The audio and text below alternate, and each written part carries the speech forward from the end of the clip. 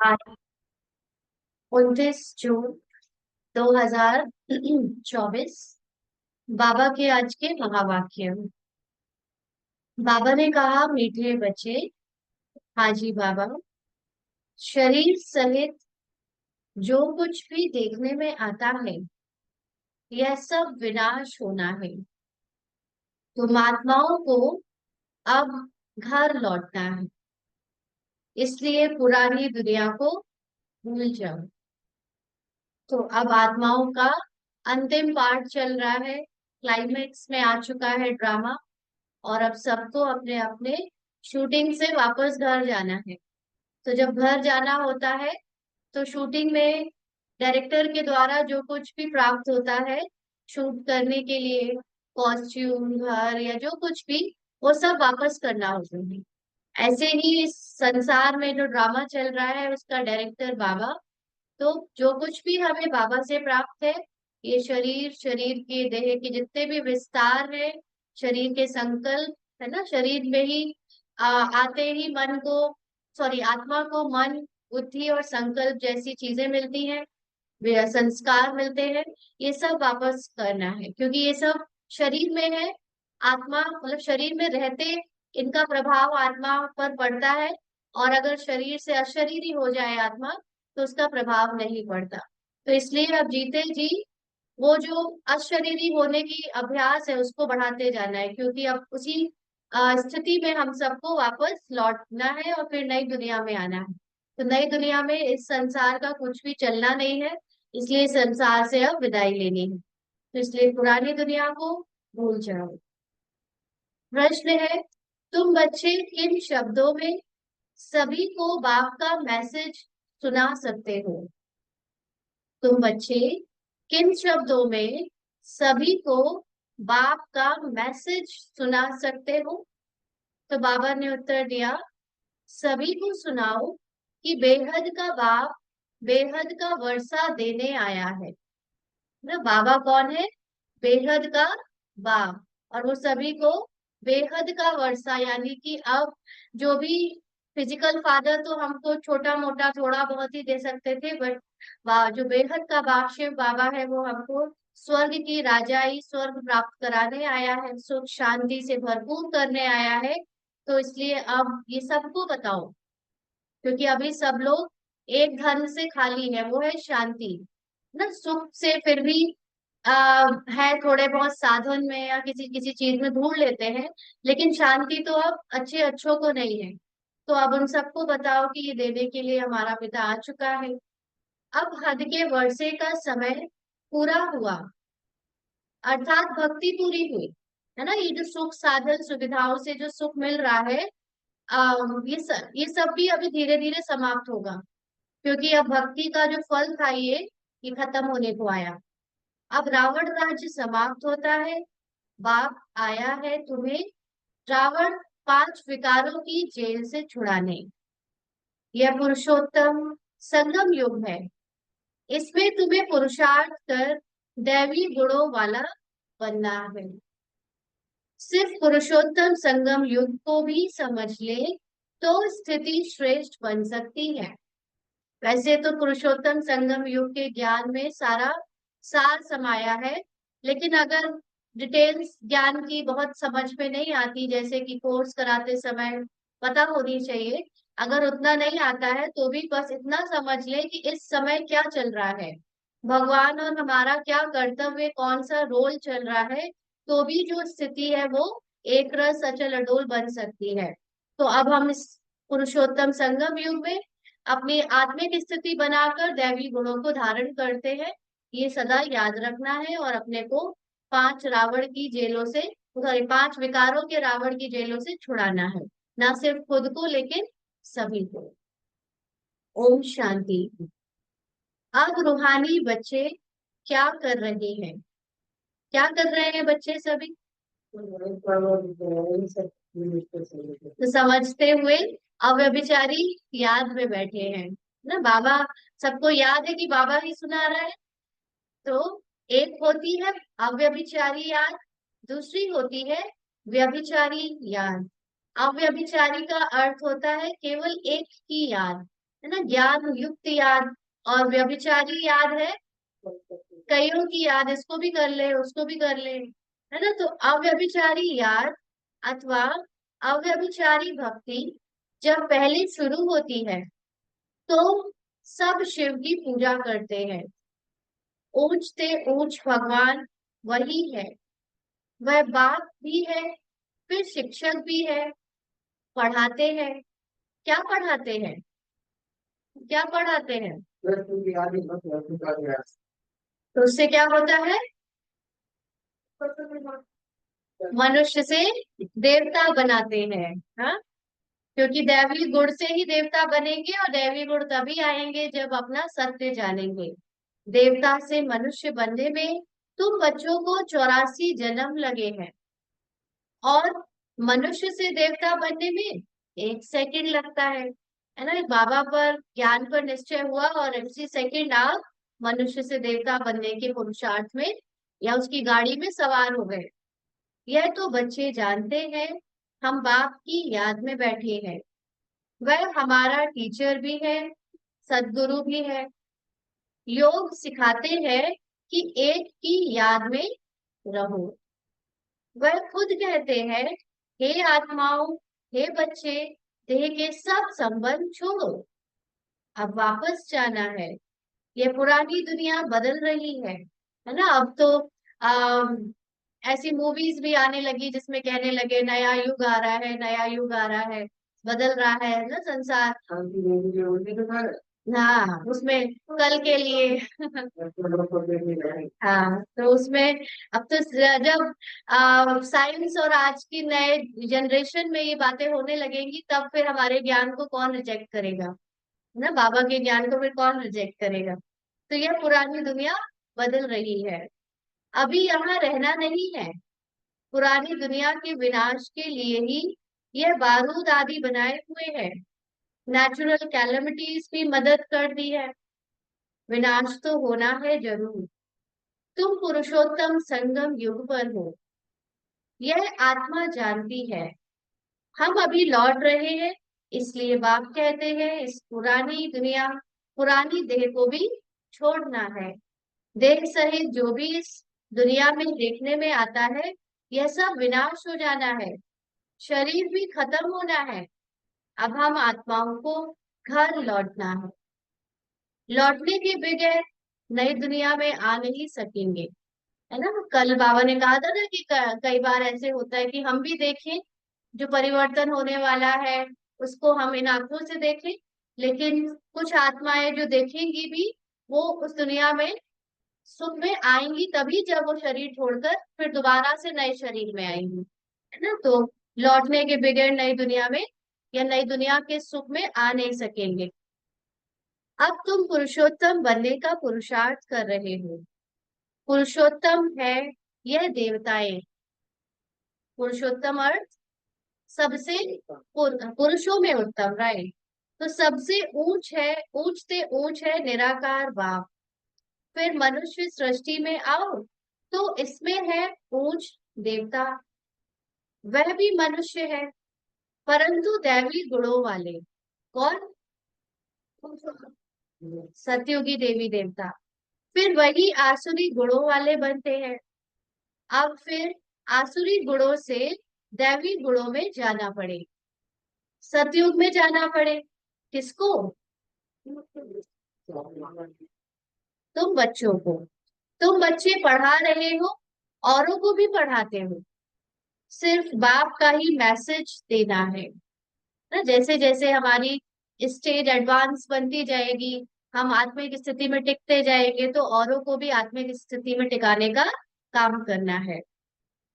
बेहद का बाप बेहद का वर्षा देने आए हैं। अब हद का वर्षा पूरा होता है ना। अब बाबा कह रहे अब और नहीं मांगो यहाँ के लिए कुछ भी, ना। पुरानी दुनिया में घर अच्छा बना दो, गाड़ी दे दो, अच्छी अच्छी नौकरी लगा दो, धन और दे दो। अब ये सब कुछ भी मत मांगो, ये हो गया तुम्हारी भक्ति ओवर। अब जो जितना जरूरी है संगम युग में तुम्हारे शरीर निर्वाह के लिए उतना दूंगा, और बाकी अब तुम अपने पुरानी दुनिया को त्यागने की तैयारी करो, है ना। उसका बुद्धि से त्याग करते जाओ। बाप ने समझाया है पांच विकारों रूपी रावण की जेल में सब मनुष्य हैं, सब दुख ही उठाते हैं। सूखी रोटी मिलती है, बाप आकर के सबको रावण की जेल में छुड़ाए सदा सुखी बनाते हैं। यहाँ सूखी रोटी मिलती है का क्या अर्थ हुआ? ऐसे तो सब घी से चुपड़ी हुई रोटी खा रहे हैं, रस नहीं है ना, उस चीज में ताकत नहीं है ना। तो घी से ताकत मिलती है, तो उसके लिए बाबा ने ये एग्जाम्पल यूज किया है। बाप के सिवाय मनुष्य को देवता कोई बना ना सके, और सबको तो नहीं मिल रही है ना। बहुत सारे ऐसे भूखे लोग हैं जिनको रोटी भी बड़ी मुश्किल से मिल रही है, सूखी मिल रही है। तुम यहाँ बैठे हो मनुष्य से देवता बनने के लिए। अभी है कलयुग, बहुत धर्म हो गए हैं। तुम बच्चों को रचता और रचना का परिचय खुद बाप बैठ देते हैं। तुम सिर्फ ईश्वर परमात्मा कहते थे, तुमको यह पता नहीं था कि वह बाप भी है, टीचर भी है और गुरु भी है। उनको कहा जाता है सदगुरु, अकाल मूर्त भी कहा जाता है ना। कभी उनको काल नहीं खाता, शरीर में ही नहीं आते, इसलिए अकाल मूर्त भी कहा जाता है। तुमको आत्मा और जीव कहा जाता है ना। इस समय हम कभी कभी जीव के भान में यानी देह भान में आते हैं, कभी आत्मिक स्मृति में टिकने का अभ्यास करते हैं। तो इसलिए बाबा हमको अकाल मूर्त नहीं कह रहा है, क्योंकि वैसे अकाल मूर्त तो आत्मा भी है ना। लेकिन बाबा जानता है कि बच्चे बीच बीच में जीव होने के भान में आ जाते हैं, और जीव तो शरीर तो मृत्यु को पाता है। तो वह अकाल मूर्त इस शरीर रूपी तख्त पर बैठे हैं। ब्रह्मा बाबा के तख्त पर शिव बाबा अकाल मूर्त बैठे हैं। वह जन्म नहीं लेते हैं। तो वह अकाल मूर्त बाप बच्चों को समझाते हैं, मेरा अपना रथ नहीं है, मैं तुम बच्चों को पावन कैसे बनाऊं? मुझे तो रथ चाहिए ना। भगवान को संसार में आना है तो फिर कुछ ना कुछ शरीर का आधार तो चाहिए। अकाल मूर्त को भी तख्त तो चाहिए। अकाल तख्त मनुष्य का होता है और कोई का नहीं होता। ये भी बात गौर करने की है कि किसी जानवर के मस्तक को या जानवर के तन को अकाल तख्त नहीं कहेंगे ना। बाबा ने मनुष्य को ही अकाल तख्त का रोल प्ले करने का कहा है, और कोई का नहीं होता। तुम्हारे को तख्त चाहिए। अकाल मूर्त आत्मा यहाँ विराजमान है, ऐसा क्यों? बाबा ने मनुष्य को ही अकाल तख्त कहा है, जानवरों को। और तो जन्म तो जानवर की आत्मा भी लेती है, जितने भी लेती है, लेती तो है। उनकी आत्मा पेट में रहती है। हाँ। तख्त का मतलब होता है जिस चीज पर बैठकर राज्य किया जाए। मनुष्य की आत्मा ही तख्त पर बैठने का यानी अपनी कर्मेंद्रियों पर कंट्रोल करने का ज्ञान प्राप्त करके पुरुषार्थ कर सकती है। जानवरों का नहीं कर सकती ना। जानवर ना तो ज्ञान ले सकते हैं ना ये पुरुषार्थ कर सकते हैं कि उनकी कर्मेंद्रियां उन पर कंट्रोल पाए ना। इसीलिए जो अकाल तख्त है वो मनुष्य का ही कहा गया। अकाल मूर्त आत्मा यहाँ विराजमान है, वह सभी का बाप है। उनको कहा जाता है महाकाल। और भी ये है कि कई जानवर तो ऐसे होते हैं कि वो कुछ जन्म के बाद उनकी वो ब्रीड खत्म हो जाती है, उनका रूप बदल जाता है ना। जैसे शुरू में उस वक्त कुछ जानवर चलते होंगे जो आज नहीं है, आज जो जानवर है वो तब नहीं थे। ऐसे कई जानवर है ना, उनका रूप बदल जाता है या वो पूरी तरह से ही खत्म हो जाते हैं। ऐसे कई खत्म हो चुकी है स्पीशीज। बाबा कहते वह सभी का बाप है। उनको कहा जाता है महाकाल। वह पुनर्जन्म में नहीं आते हैं। तुम आत्माएं पुनर्जन्म में आती हो। मैं आता हूँ कल्प के संगम युगे। भक्ति को रात, ज्ञान को दिन कहा जाता है। यह पक्का याद करो।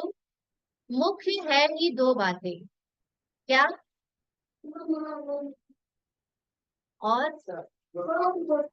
और इसी को क्या बोलेंगे? अल्फ और बे, बाप और बादशाही। तो बाप यानी आत्मा और परमात्मा को जानना, दोनों का रूप सेम है। और बादशाही माना ड्रामा को जानना। तो बाप आकर बादशाही देते हैं, और बादशाह राजा मिलते तो है, लेकिन वो मिलती कब है, जब आप पूरे ड्रामा को जानते हो ना। विस्तार है, अल्पसार है, बादशाही विस्तार है। तो बादशाही के लिए पढ़ाते हैं, इसलिए इसको पाठशाला भी कहा जाता है। अब ये पूरा ड्रामा का ज्ञान एक सेकंड में तो नहीं पता चलता, ये धीमे धीमे पता चलता है ना। इसलिए पाठशाला अब चलती है इसके लिए। भगवानुवाच, भगवान तो है निराकार, उनका भी पाठ होना चाहिए। वह है ऊंच से ऊंच भगवान, उनको सभी याद करते हैं। बाप कहते हैं, ऐसा कोई मनुष्य नहीं होगा जो भक्ति मार्ग में याद ना करता हो। दिल से ही सब पुकारते हैं, हे भगवान, हे लिबरेटर, ओ गॉड फादर, क्योंकि वह है सभी आत्माओं का फादर। जरूर बेहद का ही सुख देंगे। हद का बाप हद का सुख देते हैं। भगवान आएगा और छोटी मोटी गिफ्ट लेके आएगा तो अच्छा नहीं लगेगा ना। या वैसे धरती पर भी जो बड़े से बड़े लोग होते हैं, वो कितना महंगा महंगा गिफ्ट देते हैं। यहाँ तो फिर भगवान आ रहा है ना, वो भी उनके सारे बच्चे हैं, तो क्या लाएगा, बेहद का वर्षा, बेहद का सुख। हद के बाप हद का सुख देते हैं, कोई को पता नहीं। अब बाप आए हैं, कहते हैं बच्चों, और संग तोड़ मुझ एक बाप को याद करो। यह भी बाप ने बताया है। तुम देवी देवता नई दुनिया में रहते हो ना। कल बाबा ने क्या कहा था, संकल्प में एका नामी हो ना। हर समय कुछ भी सोचो, कोई भी काम आए तो पहले बाबा को सोचो, बाबा को याद करो, फिर बाबा याद कराएगा आपको उन आत्माओं को या उस चीज को जहां पर आपका वो काम होना होगा ना। पहले हम लोग क्या करते हैं, मनुष्यों से कांटेक्ट करते हैं ना, साथियों से कांटेक्ट करेंगे, फिर जब काम नहीं होते तो बाबा के पास जाते हैं। लेकिन बाबा ने कहा कि अभी मुझे ही याद करो। यह भी बाप ने बताया है। तुम देवी देवता नई दुनिया में रहते हो, वहां तो अपार सुख है, उन सुखों का अंत नहीं पाया जाता है। नए मकान में सदैव सुख होता है, पुराने में दुख होता है। हाँ, तब तो बाप, अभी तो नए मकान भी बनाओ तो उसमें भी दरारें आ जाती है, कहीं कुछ हो जाता है तो टेंशन बढ़ जाती है, अरे यार अभी तो बनवाया था, है ना। तो बाबा कहते ये कलयुग के मकान है। अब तो तब तो बाप बच्चों के लिए नया मकान बनवाते हैं। बच्चों का बुद्धि योग नए मकान में चला जाता है ना। जब बनवाते हैं तो क्या होता है, बहुत बुद्धि लगानी पड़ती है एक एक चीज में। तो बुद्धि योग कहाँ चला जाता है, नए मकान में। यह तो हुई हद की बात। अभी तो बेहद का बाप नई दुनिया बना रहे हैं। पुरानी दुनिया में जो कुछ देखते हो वह क्या होना है, कब्रिस्तान होना है। और अभी क्या स्थापन हो रहा है, परिस्तान ना। तुम संगम युग पर हो, आप सब परी बन रहे हैं। हाँ, कलयुग की तरफ भी देख सकते हो, सतयुग की तरफ भी देख सकते हो। तुम संगम युग पर साक्षी होकर देखते हो। प्रदर्शनी में अथवा म्यूजियम में आते हैं तो वहां भी तुम संगम पर खड़ा कर दो, है ना। वहां पर दिखाते हैं संगम का जो चित्र है, उसमें सबको समझाने के लिए खड़ा कर दो कि इस तरफ है कलयुग, उस तरफ है सतयुग, हम बीच में हैं। बाप नई दुनिया स्थापन करते हैं जहां पर बहुत थोड़े मनुष्य होते हैं और कोई भी धर्म वाला नहीं आता है। बाबा के बच्चों में भी बहुत थोड़े से बचेंगे ना लास्ट में, सिर्फ तुम ही पहले पहले आते हो। अभी तुम स्वर्ग में जाने का पुरुषार्थ कर रहे हो। पावन बनने के लिए ही मुझे पुकारा है कि हे बाबा, हमको पावन बनाकर पावन दुनिया में ले चलो। ऐसे नहीं कहते कि शांति धाम में ले चलो। परम धाम को कहा जाता है स्वीट होम ना। घर सबको प्यारा लगता है, कितना भी घुमाओ लेकिन घर आकर ही सबको शांति मिलती है, अच्छा लगता है। अभी हमको घर जाना है, जिसको मुक्ति धाम कहा जाता है ना। सब कर्मों से मुक्ति, थोड़ी देर के लिए ही सही, लेकिन साइलेंस में स्थित हो जाएंगे तो ड्रामा का हर पार्ट भूल जाएगा कि देर है ना। तो जिसके लिए ही सन्यासी आदि शिक्षा देते हैं, वह सुख धाम का ज्ञान दे नहीं सकते। सत्युग के बारे में तो किसी को भी क्लियर ज्ञान नहीं है, वह है निवृत्ति मार्ग वाले। तुम बच्चों को समझाया गया है कौन कौन धर्म कब कब आते हैं। मनुष्य सृष्टि रूपी झाड़ में पहले पहले फाउंडेशन तुम्हारा है। बीज को कहा जाता है वृक्षपति। बाबा को क्या कहते हैं? वृक्षपति। बाप कहते हैं मैं वृक्षपति ऊपर में निवास करता हूँ। जब झाड़ एकदम जर्जरीभूत हो जाता है तब मैं आता हूँ देवता धर्म स्थापन करने। बनियन ट्री यानी बरगद का पेड़ का बड़ा वंडरफुल झाड़ है, बिगर फाउंडेशन बाकी सारा झाड़ खड़ा है ना। मेन छोर गायब हो जाता है, जहां जहां जड़ें जाती है वो सपोर्ट कर ले लेती है। तो इस बेहद के झाड़ में भी आदि सनातन देवी देवता धर्म है नहीं, बाकी सब धर्म खड़े हैं। तुम मूल वतन निवासी थे, यहाँ पाठ बजाने आए हो। मूल वतन निवासी माना परमधाम निवासी, यानी अपनी साइलेंस की स्थिति में स्थित थे, कंप्लीट संपूर्ण स्थिति में स्थित थे। अब यहाँ पे ड्रामा में पार्ट बजाने आए हो ना, ऐसे कहा जाता है पार्ट बजाने आए हो। बाकी बाबा ने क्या कहा था एक दिन मुरली में कि आत्मा स्थित रहती है, शरीर आता जाता रहता है। तुम बच्चे ऑलराउंड पार्ट बजाने वाले हो। बाबा ने एक दिन मुरली में कहा था ना, आत्मा स्थित रहती माना आत्मा की स्थिति अपने में स्थित है, शरीर आता जाता रहता है, तो शरीर का जो पार्ट है उसके अकॉर्डिंग आत्मा रोल प्ले करने लगती है, लेकिन आत्मा की जो ओरिजिनल मूल अवस्था है वो स्थित रहती है। अब देखो मुरली, स्थित का मतलब स्थिति में स्थित है ना, स्थिति में स्थित है। हाँ हाँ, तुम बच्चे ऑलराउंड पार्ट बजाने वाले हो, इसलिए 84 जन्म है मैक्सिमम, फिर मिनिमम एक जन्म। मनुष्य फिर कह देते 84 लाख जन्म, वह भी किसके होंगे यह भी समझ नहीं सकते। बाप आकर तुम बच्चों को समझाते हैं 84 जन्म तुम लेते हो, पहले पहले मेरे से तुम बिछुड़ते हो ना। तो बाबा जो पूरे संपूर्ण बनने वाली आत्माएं हैं, पहले तो उनसे बात करते हैं कि तुम मेरे से पहले बिछुड़ते हो ना, क्योंकि बाकी के सारे बच्चे तो 9 लाख में नहीं आने वाले, लेकिन पढ़ते तो सब है। सतयुगी देवताएं ही पहले होते हैं। जब वह आत्माएं यहाँ पार्ट बजाती हैं तो बाकी सब आत्माएं कहाँ चली जाती हैं? हाँ, रेस्ट करती हैं ना, रेस्ट हाउस में, स्वीट होम में। यह भी तुम जानते हो, बाकी सब आत्माएं शांति धाम में होती हैं।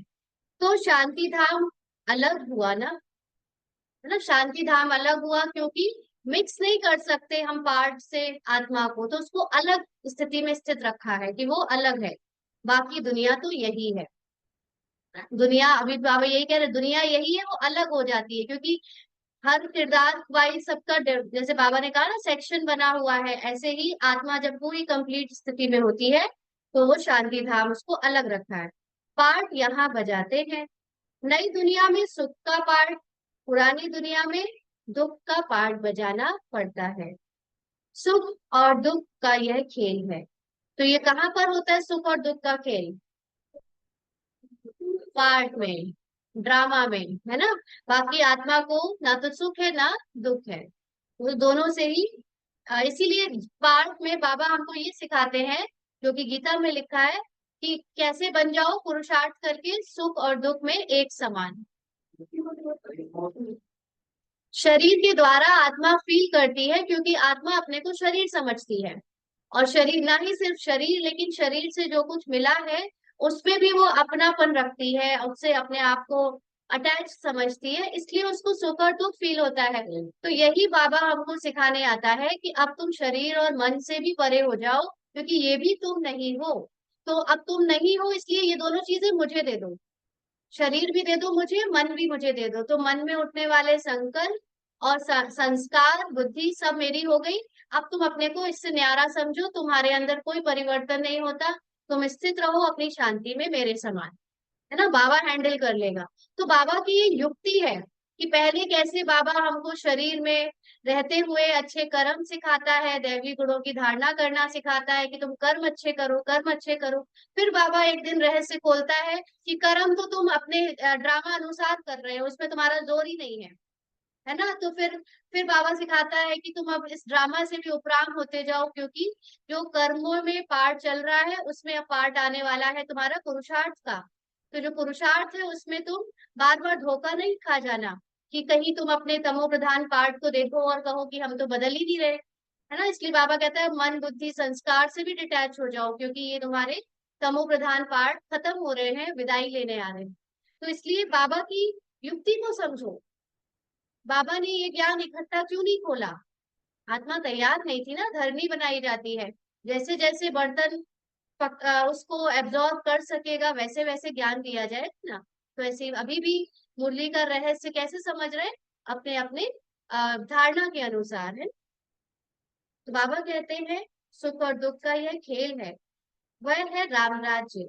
दुनिया में कोई भी मनुष्य यह नहीं जानते कि सृष्टि का चक्र कैसे फिरता है। ना रचयिता को, ना रचना के आदि मध्य अंत को जानते हैं।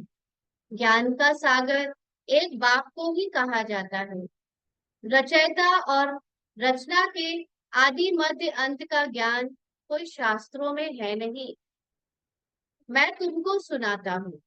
फिर यह प्राय लोप हो जाता है ना। ये आदि मध्य अंत का अर्थ है ड्रामा का ज्ञान, ये किसी भी शास्त्र में नहीं है। फिर यह प्राय लोप हो जाता है। सतयुग में रहता नहीं। भारत का ही प्राचीन सहज राजयोग गाया हुआ है। गीता में भी राजयोग नाम आता है। बाप तुम्हें राजयोग सिखलाकर राजाई का वर्षा देते हैं, बाकी रचना से वर्षा मिल ना सके। माना कोई भी मनुष्य पाठधारी ये ज्ञान दे नहीं सकता। वर्षा मिलता ही है रचयिता बाप से। हर एक मनुष्य क्रिएटर है, बच्चों को रचते हैं ना। मनुष्य क्या करते हैं, बच्चों को लौकिक बच्चों को पैदा करते हैं। वह है हद के ब्रह्मा, और यह है बेहद के ब्रह्मा, है ना। लौकिक में जब बच्चों को रचते हैं तो उनको बाबा ने आज हद के ब्रह्मा का टर्म दिया। वह है निराकार आत्माओं के पिता, और वह लौकिक पिता। यह फिर है प्रजापिता। तो निराकार आत्माओं का पिता हो गया शिव बाबा, लौकिक पिता तो सब अपने अपने हैं ही, और प्रजापिता हो गए ब्रह्मा। प्रजापिता कब होना चाहिए, कब होना चाहिए, सतयुग में नहीं। क्यों, होना क्यों नहीं चाहिए। सतयुग में बाबा ने पूछा क्या सतयुग में नहीं, क्योंकि प्रजापिता का कर्म होता है नई सृष्टि की स्थापना। तो जब सृष्टि आ गई है तो इसमें वो क्या स्थापित करेंगे। तो पुरुषोत्तम संगम युग पर होना चाहिए। मनुष्यों को यह भी पता नहीं है कि सतयुग कब होता है ना। कितने कितनी सारे अलग अलग मतभेद हैं इस चक्र को लेकर। उन्होंने तो सतयुग कलयुग आदि को लाखों वर्ष दे दिए हैं। बाप समझाते हैं 1250 वर्ष का एक युग होता है। 84 जन्मों का भी हिसाब चाहिए ना, सीढ़ी का भी हिसाब चाहिए कि हम कैसे उतरते हैं। पहले पहले फाउंडेशन में है देवी देवता, उनके बाद फिर आते हैं इस्लामी बौद्धि। बाप ने झाड़ का राज भी बताया है। बाप के सिवाय तो कोई सिखला ना सके। जिसने पूरे संसार को अपनी आंखों से देखा है, एक एक समय जिसने साक्षी होकर देखा है वही बता सकता है।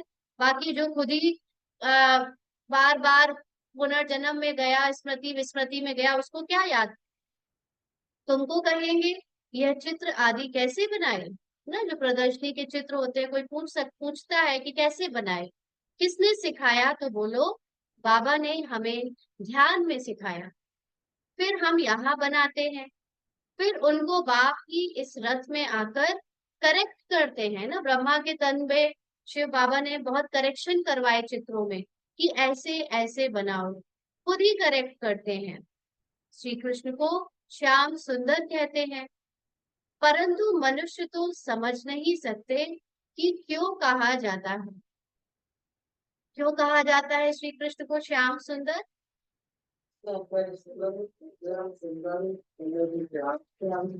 जब वो विकारी निर्विकारी है तो सुंदर है, और जब वही आत्मा विकारों में जाती है तो श्याम बन जाती है ना। तो यही आत्मा यानी कृष्ण की आत्मा जब वैकुंठ का मालिक थी तो गोरा थी, फिर गावड़े का छोरा सावरा बना ना, विकारों में गया ब्रह्मा के तन में ब्रह्मा बना, तो उन्होंने उसकी कहानी बना दी है ना, नाग ने डस लिया, इसलिए उनको ही श्याम सुंदर कहते हैं। यह पहले आते हैं और तत्त्वम, इस लाइन में सारा सार समाया है कि तुम भी, ऐसे नहीं कि सिर्फ ब्रह्मा बाबा ही, तुम भी सेम ऐसे ही तुम्हारी स्थिति भी होती है। इन लक्ष्मी नारायण की राजाई चलती है। चलो अभी 1 मिनट के लिए सभी अपनी विदेही अवस्था में टिककर ड्रामा को भूल बाबा को याद कर।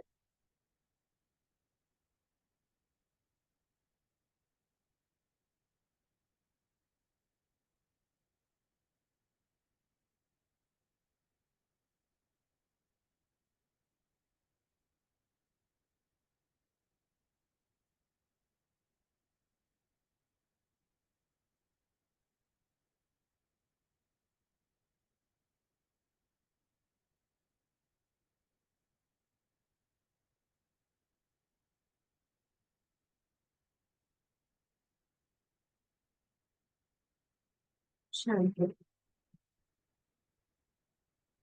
बाबा कहते, भारत को भी बुलाए, हिंदुस्तान के रहवासी हिंदू कह देते हैं, मैं भारत में ही आता हूँ, है ना, इसीलिए नाम अब चेंज होकर इंडिया से भी क्या भारत ज्यादा यूज होने लगा है।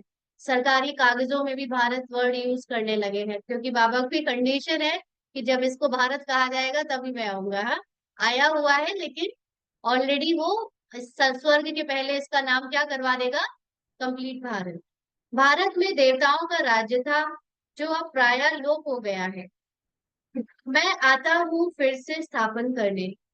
पहले पहले है ही आदि सनातन देवी देवता धर्म, यह झाड़ वृद्धि को पाता रहता है, नए नए पत्ते मठ फल पिछाड़ी में आते हैं, यानी बाद में आते हैं, तो उनको भी शोभा हो जाती है, उनकी भी शोभा हो जाती है, क्योंकि सारी आत्माएं ही सतो प्रधान उतरती हैं उस धर्म की, तो उनका चाल चलन कर्म पुरानी आत्माओं से बेहतर होता है, इसलिए उनको भी कुछ दिनों के लिए जो बहुत सुख मिलता है। फिर अंत में जब सारा झाड़ जर्जरीभूत अवस्था को पाता है, तब फिर मैं आता हूँ। यदा यदा ही धर्मस्य ग्लानिर्भवति भारत, अभ्युत्थानम अधर्मस्य तदात्मानं सृजाम्यहम्। आत्मा अपने को भी नहीं जानती तो बाप को भी नहीं जानती, अपने को और बाबा को जान जाती है तो अपने को भी जान जाती है ना, कितना अनूठा संबंध है। अपने को भी गाली देते, बाप को और देवताओं को भी गाली देते रहते हैं, तमो प्रधान बेसमझ बन जाते हैं। तब मैं आता हूँ, पतित दुनिया में ही आना पड़े। क्या करे भगवान भी, दुनिया में लोग समझते हैं कि भगवान आए तो उनके लिए सिंहासन बनाए, सफाई करे, ये करे वो करे, और बाबा एकदम अस्वच्छ दुनिया में पतित शरीर में ही प्रवेश कर जाता है ना। भगवान ये सब नहीं देखता पवित्र अपवित्र, लेकिन हम लोग सोचते हैं कि भगवान को इतनी पवित्रता चाहिए, क्योंकि भगवान तो है ही संपूर्ण पवित्र, किसी भी चीज को टच कर लेगा तो उसकी कोई पवित्रता में खंडन नहीं होगा, उसको सोना बना दे, है ना। तो बाबा कहते पते दुनिया में ही आना पड़े, तुम बच्चों को जीदान देते हो, सॉरी तुम मनुष्यों को जीदान देते हो, अर्थात मनुष्य से देवता बनाते हो, सब दुखों से दूर कर देते हो, सो भी आधा कल्प के लिए। गायन भी है ना, वंदे मातरम। कौन सी माताएं, जिनकी वंदना करते हैं? कौन सी माताएं? बाबा कहते तुम माताएं हो, सारी सृष्टि को बहिष्ट बनाती हो। भले पुरुष भी है, लेकिन मेजॉरिटी माताओं की है, इसलिए बाप माताओं की महिमा करते हैं। बाप आकर तुमको इतनी महिमा के लायक बनाते हैं। अच्छा, मीठे मीठे सिकी लदे बच्चों प्रति माता पिता बाप दादा का याद प्यार और गुड मॉर्निंग। रूहानी बाप की रूहानी बच्चों को नमस्ते। हम रूहानी बच्चों की रूहानी बाप दादा को याद प्यार गुड मॉर्निंग और नमस्ते बाबा। शुक्रिया, थैंक यू बाबा। धारणा के लिए मुख्य सार। पहला पॉइंट, अपार सुखों की दुनिया में चलने के लिए संगम पर खड़ा होना है। संगम पर खड़ा होना, क्या मतलब हुआ इसका?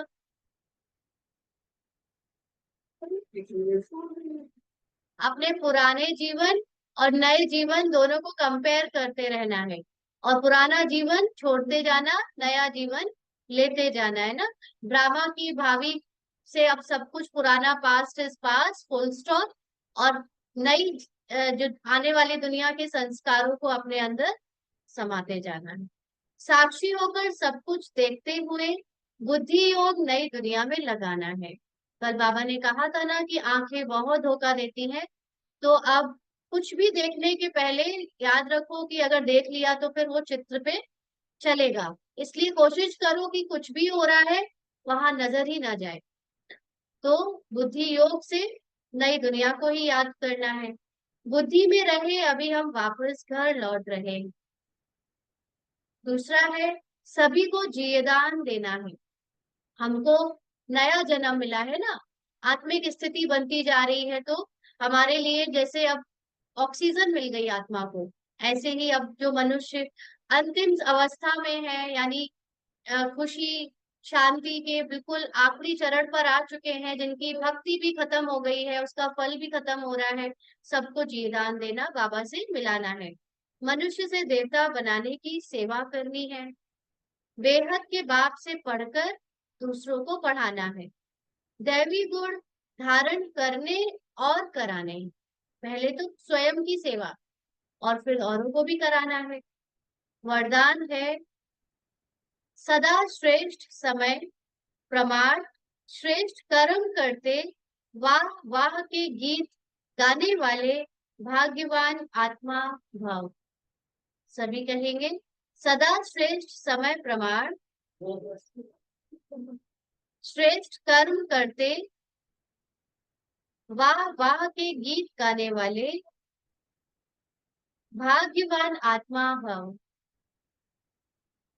बाबा ने समझाया कि इस श्रेष्ठ समय पर सदा श्रेष्ठ कर्म करते, वाह वाह के गीत मन से गाते रहो। श्रेष्ठ कर्म कैसे होंगे? जब मैं आत्मा अपने कर्मेंद्रियों के द्वारा, आत्मिक ज्ञान द्वारा कर्म कराऊंगी न, सदा आत्मिक स्थिति में स्थित होकर टिकूंगी, बाबा की याद में कर्म करूंगी, तो क्या होगा? वो कर्म श्रेष्ठ बन जाएगा। तो ऐसे श्रेष्ठ कर्म करते वाह वाह के गीत मन से गाते रहो। वाह मेरा श्रेष्ठ कर्म, या वाह श्रेष्ठ कर्म सिखलाने वाला बाबा। तो सदा वाह वाह के गीत गाओ।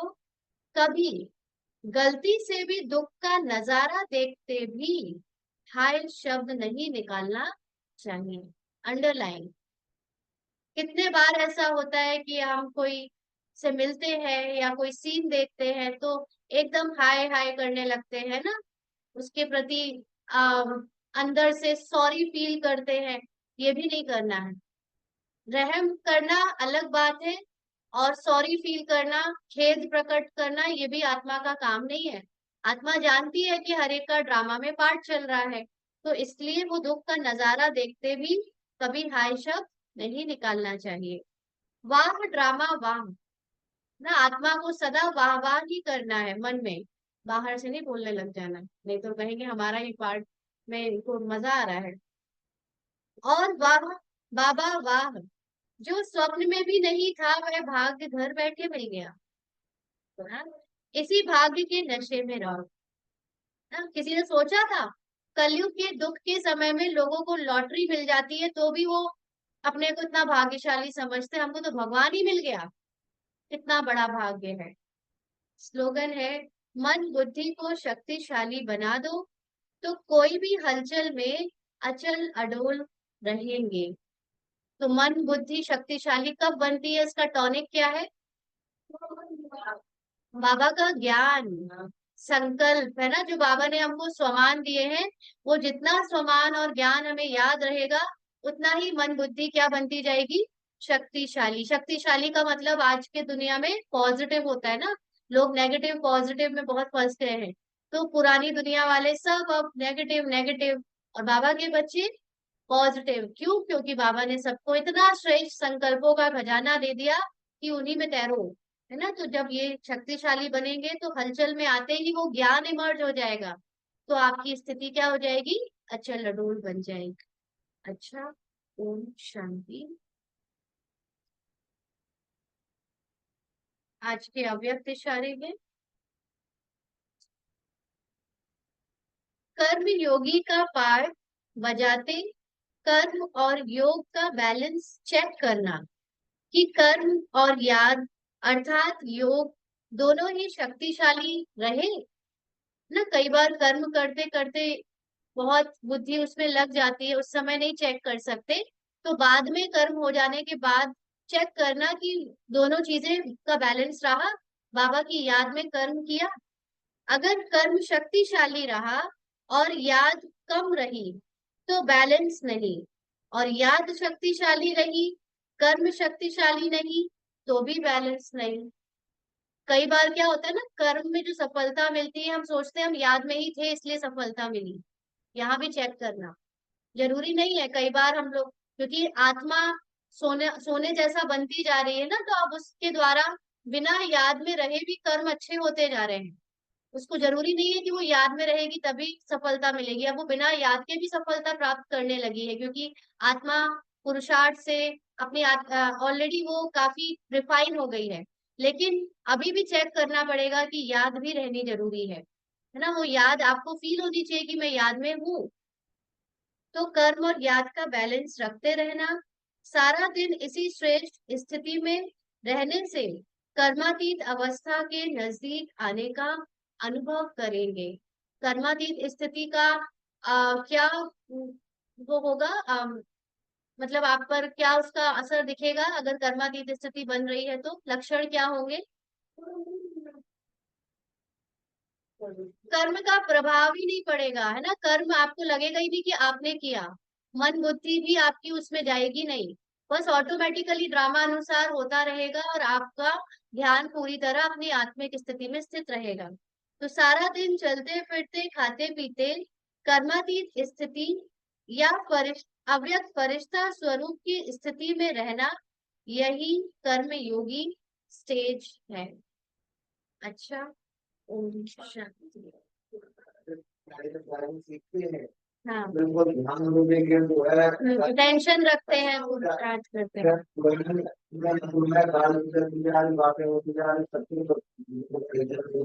लेकिन वही तो बोला ना कि अभी भी कई बार हमें लगता है कि हम बाप की याद में हैं, तभी सफलता मिल रही होगी, तो हम ऐसे अपने की चेकिंग करते हैं। लेकिन आपको रियलाइज होना चाहिए कि अगर आप बाबा की याद में थे तो वो आपको पता चलनी चाहिए कि आप बाबा की याद में थे। कर्म के आधार पर मत चेक करना कि कर्म सफलता को प्राप्त कर रहा है मतलब बाबा की याद में थे। वो तो ड्रामा अनुसार जो कर्म होना है वो हो रहा है, लेकिन आपकी बुद्धि हो सकता है कुछ और सोचते हुए भी कर्म को सही कर रही हो, है ना। तो वो इमर्ज रूप में बाबा की याद रहे, इसकी चेकिंग हमें कर्म हो जाने के बाद भी करनी है। अच्छा, ओम शांति।